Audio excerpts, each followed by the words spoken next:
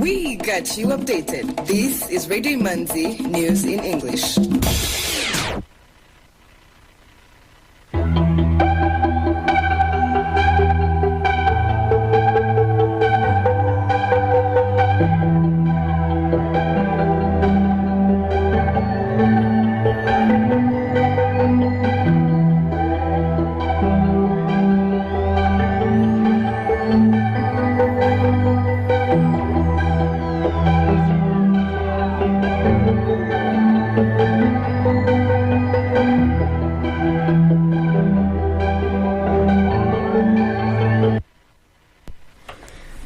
This is Radio Imanzi, broadcasting from Kigali.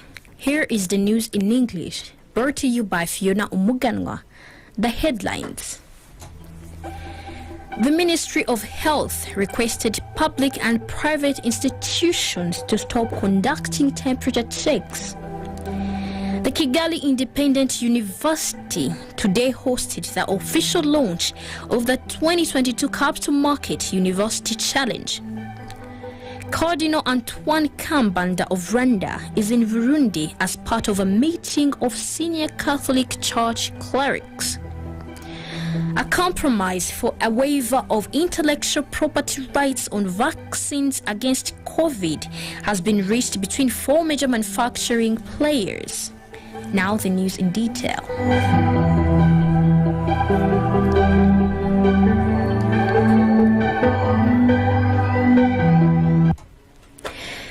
The government of Rwanda has lifted temperature screening, which has been a requirement to access public places as part of the efforts to fight COVID-19.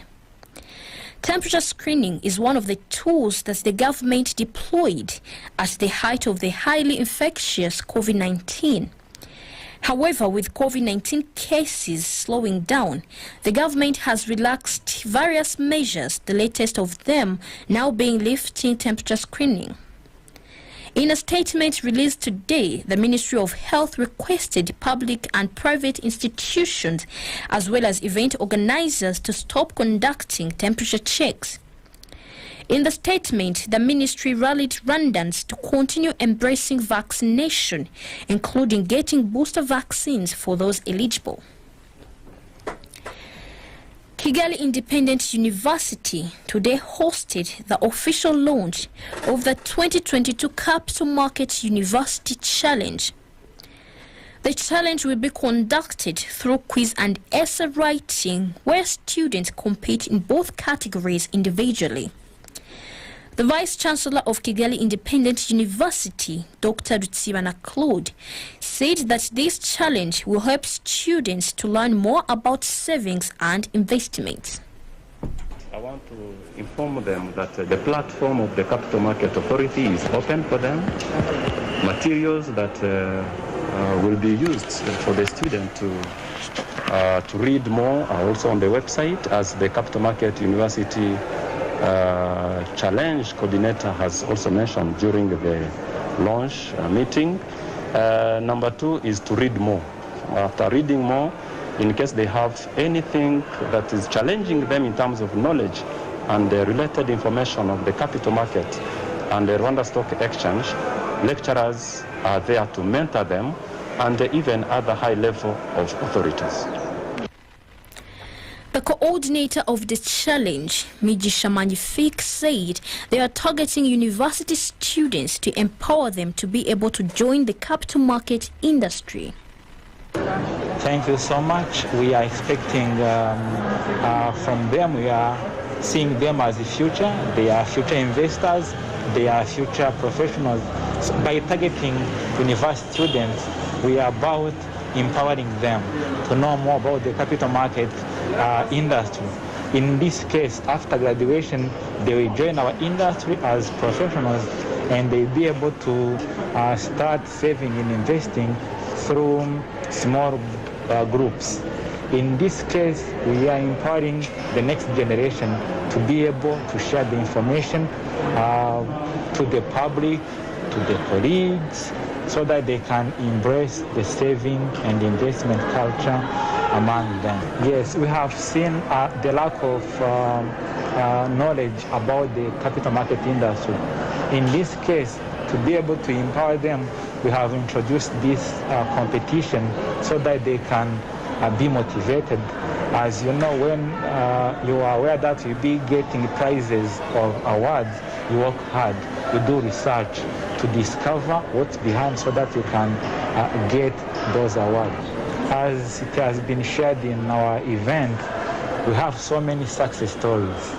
We have our previous winners who started businesses, and we have a group of students who participated in this challenge back in 2014, and they started a microfinance, and they are about to apply for a commercial bank license. So this is like the main impact of this challenge. The young people, they are being empowered on embracing the saving and investment culture, but at the end of the day after graduation, they create businesses, they create jobs, and this is one of the main impacts of this campaign.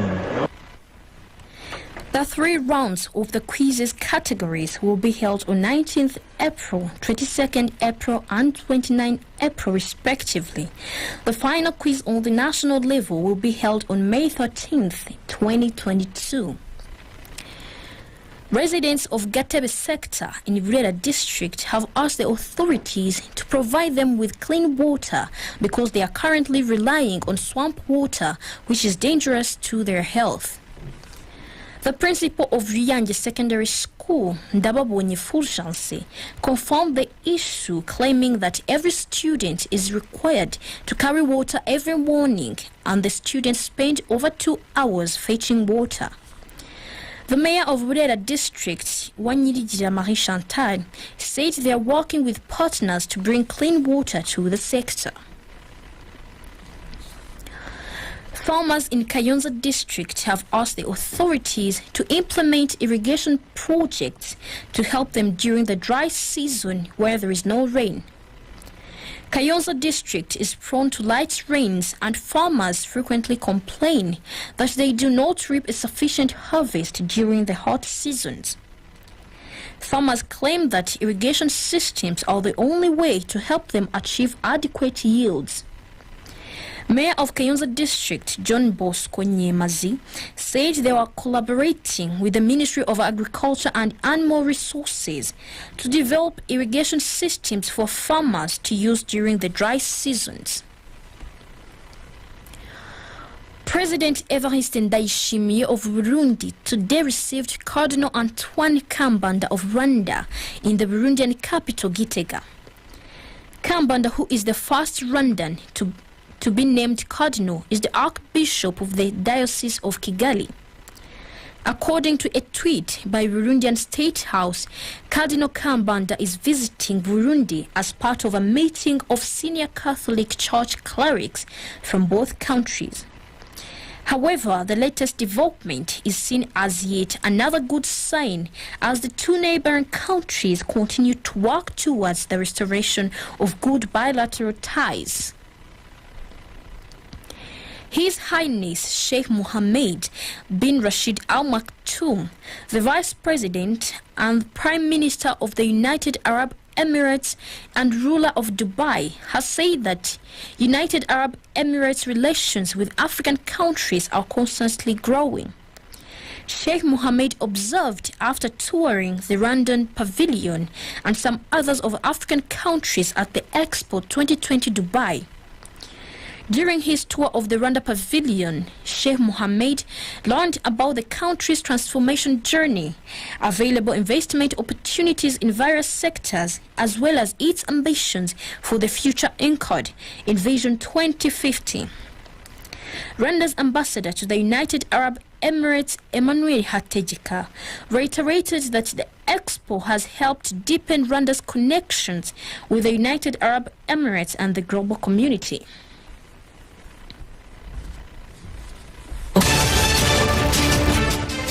Some items of international news on Radio Imanzi.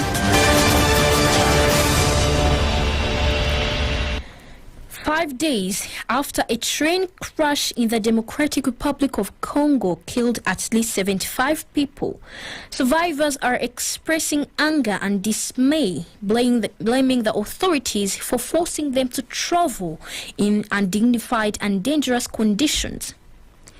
They also accuse the military, machinists, and other railroad agents of pocketing their money without the slightest ticket in return to allow them to climb into freight cars at the risk of their lives.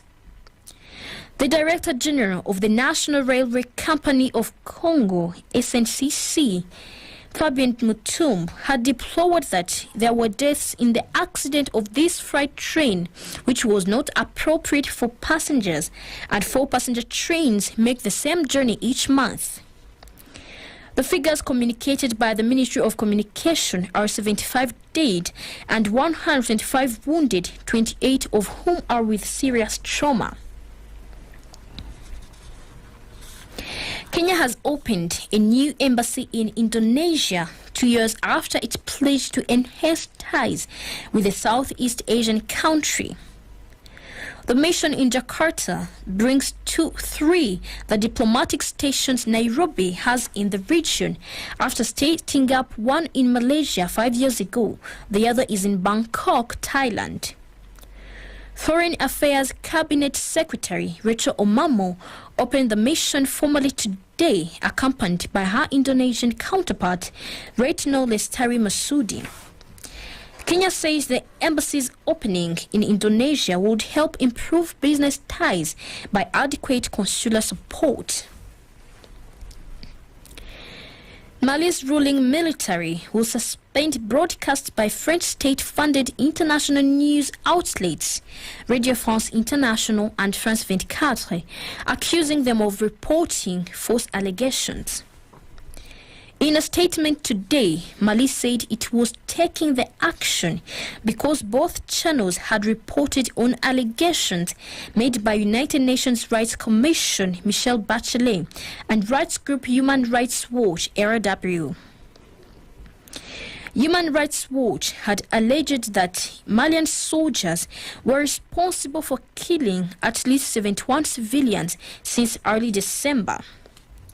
The radio broadcaster, Radio France International, this week also ran a series of testimonies from alleged victims who claimed they had been tortured by Malian soldiers and suspected Russian mercenaries operating alongside them.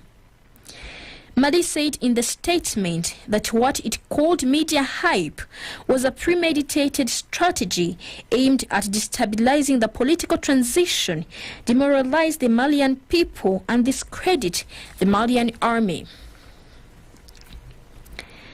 A compromise for a waiver of intellectual property rights on vaccines against COVID has been reached between 4 major manufacturing players, the World Trade Organization says, calling for other member countries to be convinced.